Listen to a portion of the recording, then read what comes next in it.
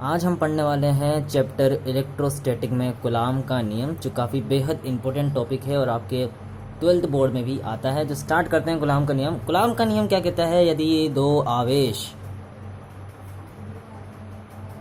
आवेश एक Q1 आवेश और एक Q2 आवेश एक दूसरे से r डिस्टेंस पर हैं, r दूरी पर रखे हुए हैं, तो कूलाम का नियम नॉर्मली सिंपली यूं कहता है कि यदि दो आवेश एक दूसरे से निर्वात में r दूरी पर रखे हुए हैं तो उनके मध्य लगने वाला विद्युत बल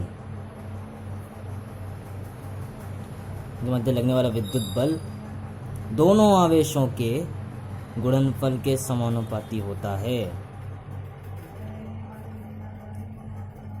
दोनों आवेशों के मध्य लगने वाला विद्युत बल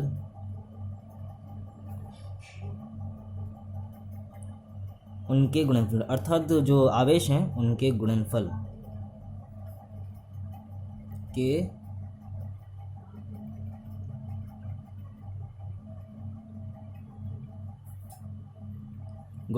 के समानुपाती होता है। अर्थात जो मैंने यहाँ पे समीकरण लिखी है, F समानुपाती Q1 Q2, जो दोनों आवेशों के मध्य जो बल लग रहा है वो उनके गुणनफल के समानुपाती होगा, परंतु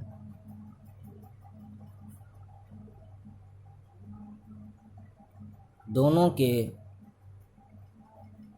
मध्य की दूरी r के वर्ग के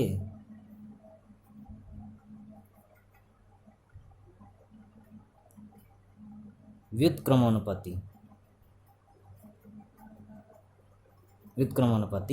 होगा।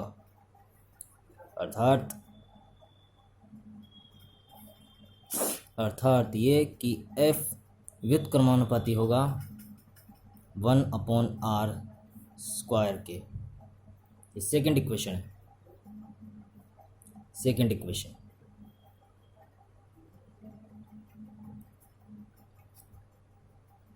ठीक है। तो यदि हम समीकरण 1 व 2 को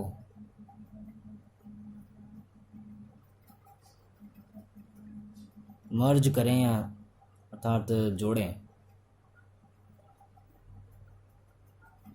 2 से लिखते हैं,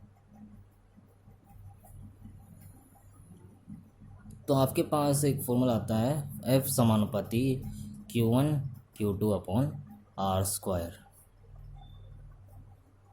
और जब आप ये समानुपाती का साइन हटाते हो तो F बराबर के Q1 Q2/r² आता है।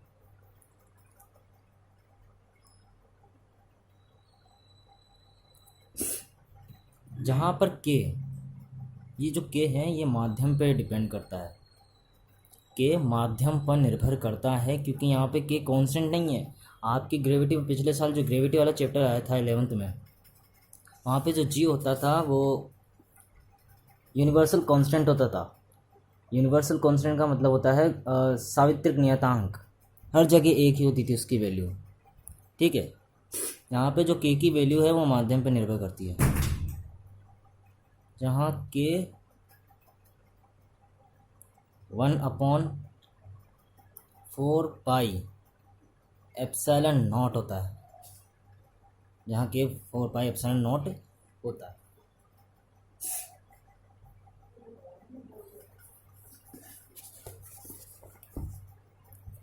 तो K का मान जो होता है, यहाँ पे K की जो वैल्यू होती है 9 × 10⁹ न्यूटन मीटर स्क्वायर प्रति कूलाम स्क्वायर होती है।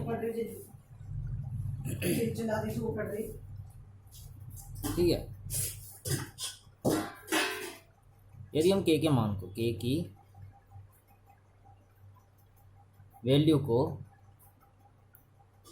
समीकरण 3 में रखें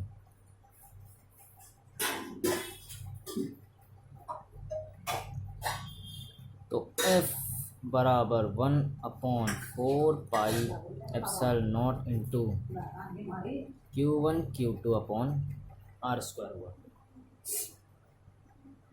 ठीक है, यहाँ तक आया समझ में? कुछ नहीं है, मतलब गुलाम का नियम है, सेम टू सेम, लगभग ग्रेविटी गुरुत्वाकर्षण के सावित्री नियम के समानुपाती, मतलब उसके समान है एकदम, समानुपाती के उसके समान है। ठीक है, उसमें क्या होता था, अपन दो पिंडों को निर्वात में रखते थे, यदि उन दोनों को जितना पास पास लाएंगे गुरुत्वाकर्षण जो बल होगा, गुरुत्वाकर्षण बल वो उतना ज़्यादा होगा, और उन दोनों को जितना दूर दूर ले जाएंगे गुरुत्वाकर्षण का बल जो होगा वो उतना ही कमज़ोर होगा।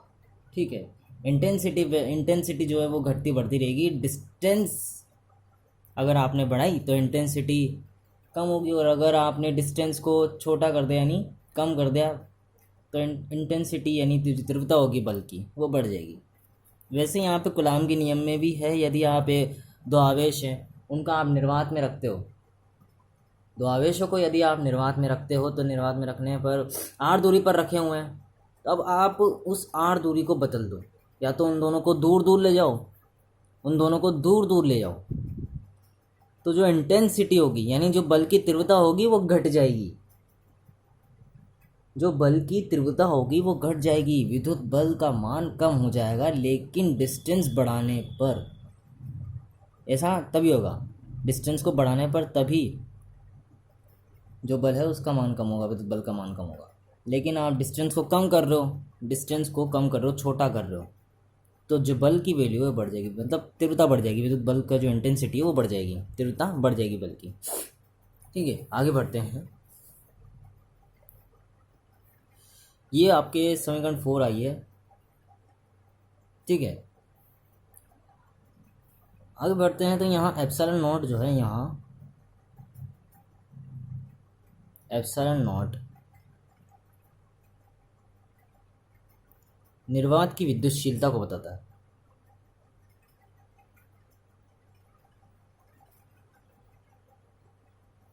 निर्वात की विद्युतशीलता, इन निर्वात में विद्युतशीलता उसके बारे में हमें बताता है।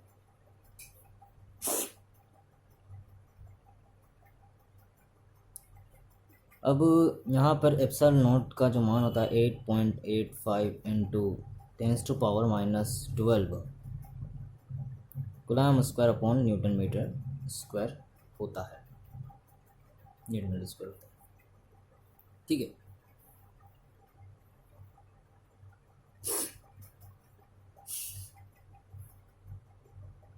अब यदि हम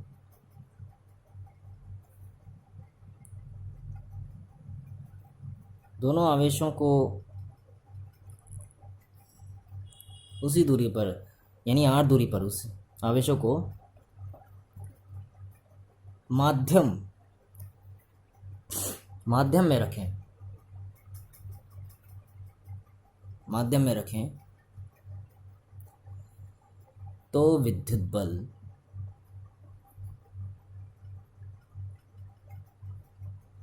F बराबर 1/4 pi epsilon m into Q1 Q2 upon R² हो जाएगा।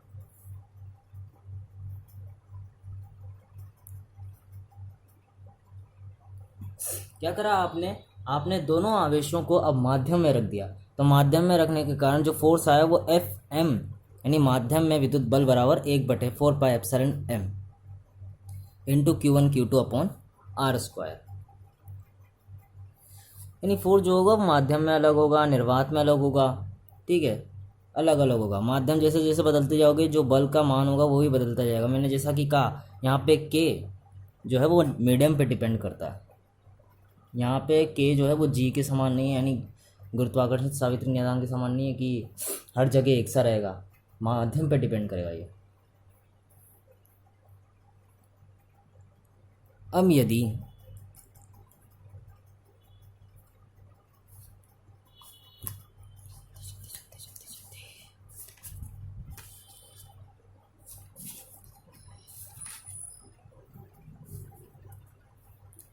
जो हमारे समीकरण 5 आई है,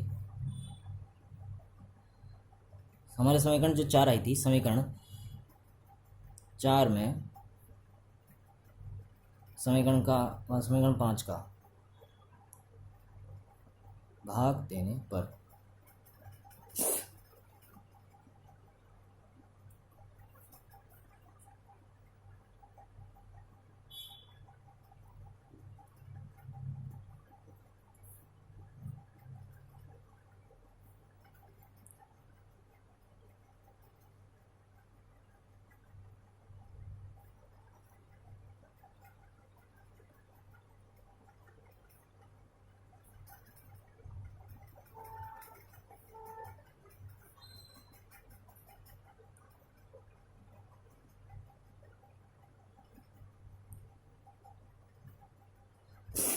तो जो समान समान होंगे वो तो कट जाएंगे। Q1 Q2 upon R square इससे कट जाएगा, 4 पाई से 4 पाई कट जाएगा। तो F अपॉन एफ एम बराबर 1 upon epsilon not upon 1 upon epsilon M, और ये एप्सिलॉन एम को आप ऊपर ले आओगे, ऊपर आके गुणा हो जाएगा। तो F अपॉन एफ एम बराबर epsilon M upon epsilon not होगा। और यहाँ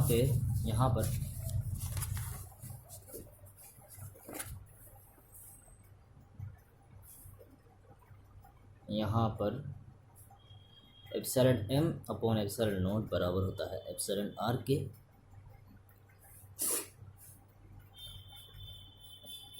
एप्सिलॉन आर बराबर आपेक्षिक विद्युतशीलता है।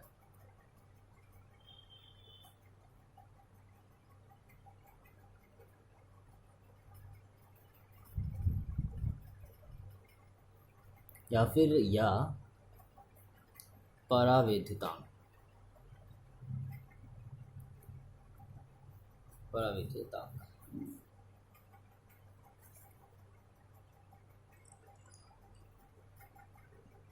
तो F अपॉन एफ एम बराबर एप्सिलॉन आर।